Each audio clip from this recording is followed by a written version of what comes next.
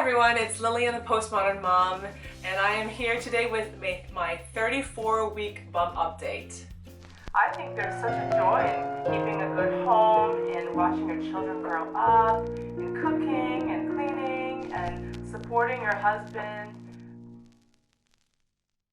Yes, that's right, I am 34 weeks pregnant and I feel like a lot has happened in the last 4 weeks.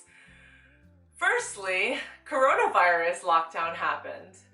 And I don't know if you can tell by my voice, but I actually suffered some cold-like symptoms about a week ago, almost 2 weeks ago maybe now, where I had a cough, stuffy nose, and I didn't have a fever. But strangely enough, I lost the ability to taste and smell, which has been really weird because I do all the cooking in the house and Felipe can smell and taste just fine, even though he also suffered some symptoms like stuffiness and achiness around his body. Humphrey, he got a little bit of runny nose and a little bit of a low-grade fever, but that passed within a day or two, and Doris has been completely fine. She's our 6-year-old daughter. So we've all been a little bit under the weather the last week or so, except our daughter Doris. And because of that, well, actually not because of that, before that, because I was pregnant and Boris Johnson said that, you know, all pregnant women are in the high-risk category, I have been self-isolating for 2 weeks now. And then in the middle of that self-isolation, I got a little bit under the weather, and then so did Felipe. So then we added another 14 days from that. But according to the COBRA, whatever guidelines it is, pregnant women are supposed to be in self-isolation for 12 weeks. So I am probably going to be here all the way until the baby is born and afterwards, which is wonderful. Because of coronavirus, COVID-19, there's now limitations on what you can buy in stores. And one of the things that is like essential to the Bradley method diet for pregnant women are eggs. And there was like a shortage of eggs and we couldn't, I think Felipe went to 5 different stores to find eggs for me. And thankfully he found some. But we're gonna run out soon and I have another delivery coming up. We decided to try and deliver and order from Tesco or Able and Cole again. I reopened that account so I can get some food. There was a week where I couldn't get a delivery slot at Tesco for 3 weeks. Sainsbury's wasn't taking any new customers and neither was Riverford.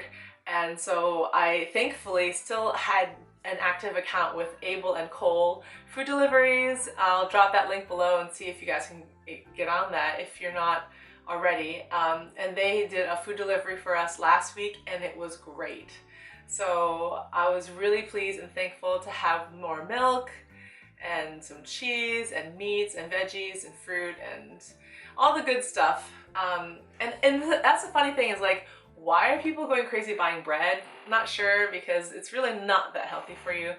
But I guess it's a cheap alternative to cooking every day, and that's something that I have been finding myself doing. I've been cooking 3 meals every day and doing the dishes every day.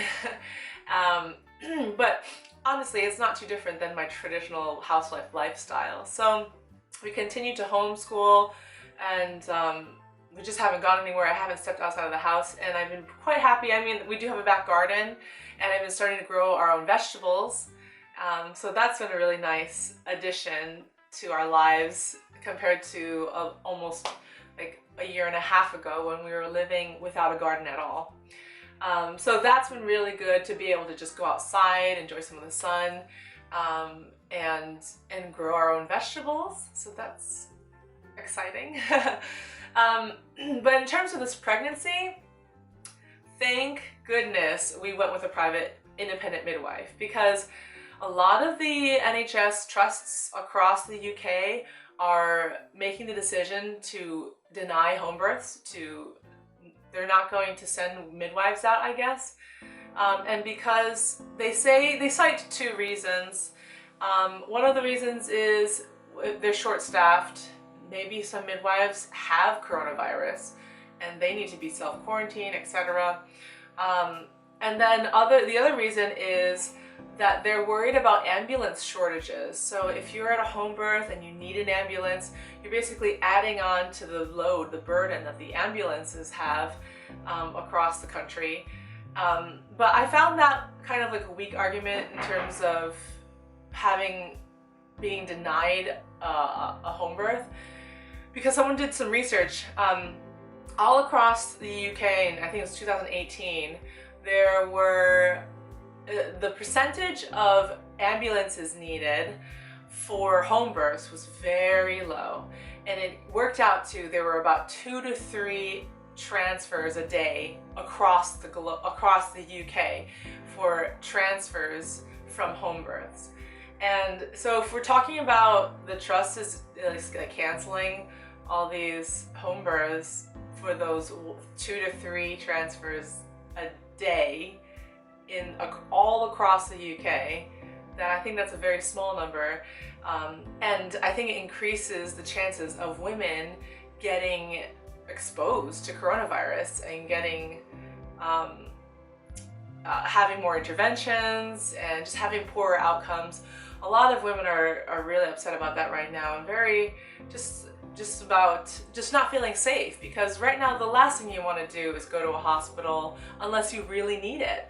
And so if you have a well visit where you have to go for your jabs or something, like, I don't know if it's that important that we can't delay it a couple more months before all of this coronavirus dies down. So I am very thankful that my private midwife is still happy to come to the house for the home birth.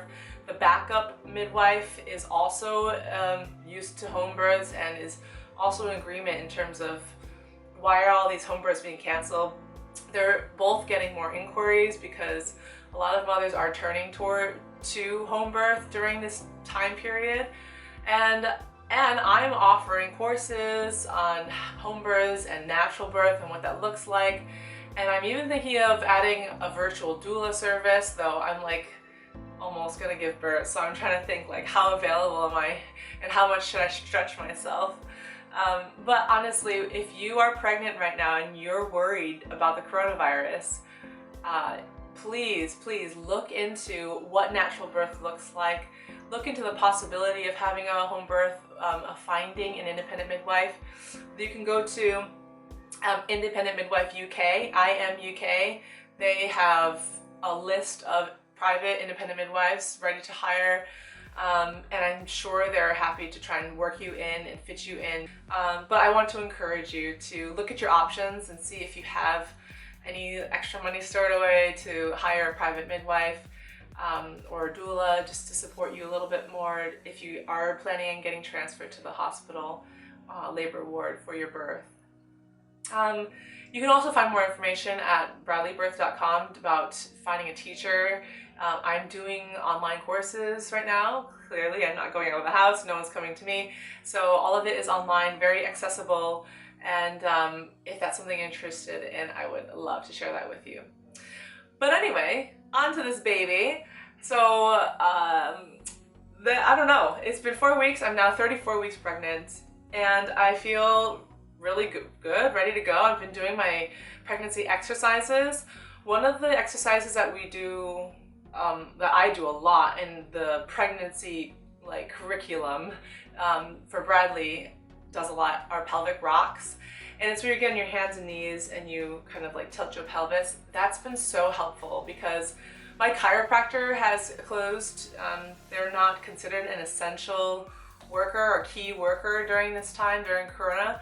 So I haven't been able to see my chiropractor, which is really sad, but I am thankful that I'm still able to relieve some of the pressure that I've been getting in my lower back, if you've watched my other videos, using the pelvic rocking exercise. Yeah, so everything is going really smoothly, and I've met with that backup midwife, and then I'm gonna have another appointment soon in about 3 weeks time with my regular private independent midwife. She'll probably come to us, and she's planning on self-isolating about 3 weeks leading up to my due date, just so that she protects herself from getting coronavirus, because that would be horrible if, like, you know, she has it or she brings it in, or she can't work and come to the house if she has it. So, and then please, like, pray for me, because I haven't recovered my sense of taste and smell yet. So it's been probably 6 or 7 days, like a week, of not being able to taste or smell. I can taste a little bit, like the difference between sweet and salty and sometimes sour, but I can't taste like anything really. Like I know this food, like I'm looking at it, I'm like, I know this is delicious.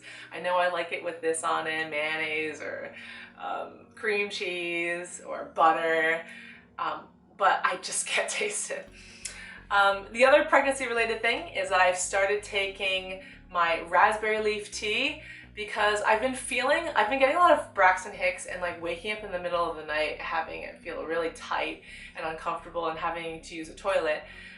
So that's been kind of annoying, but I have been starting to take my liquid magnesium, which is great because I've only had like 2 episodes of leg cramping where it just really hurts and my muscles like cramping up. I started taking my liquid magnesium and now I haven't had any, so I'm very grateful for Amazon. I think I ordered that on Amazon, the Floridix liquid magnesium, which I've taken from my last pregnancy and now started with this one.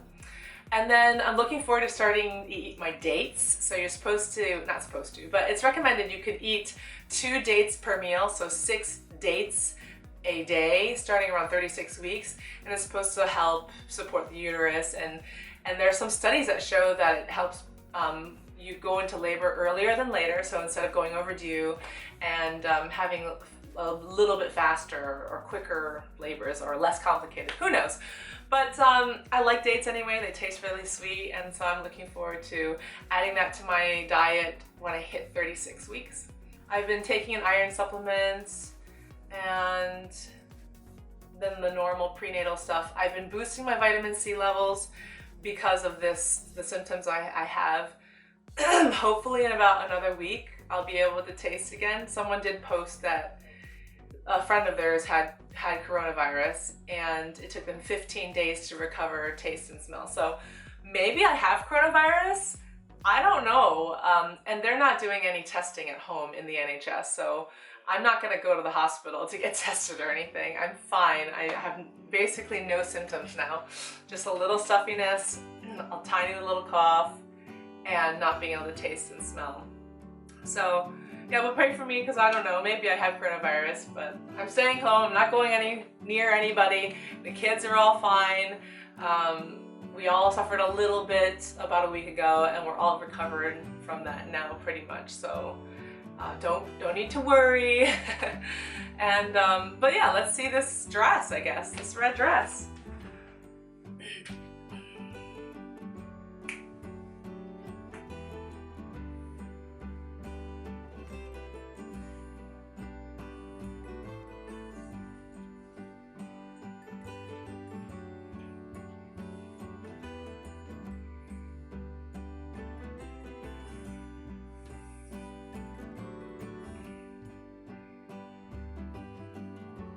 Well, am I humongous? I think I am pretty big. I definitely feel bigger, but not that big. Like I don't feel like it's been growing as much as it did when I was around like mid 25 to 30 weeks. Now that I'm in the 30 weeks mark, and in fact, next week when I hit 35 weeks, that's like one of the deciding numbers that they say you should have your hospital bag ready, you should make sure your bed is waterproofed, you know, that I should test the birthing pool and filling it up and make sure there are no holes and etc. So that's all gonna happen very soon. We are ready to go. We brought everything down. The finishing touches that I want to make, I want to decorate this room. I want to have the fairy lights up and some birth affirmation things around, so that this room will become the birthing room where the pool will be like right here.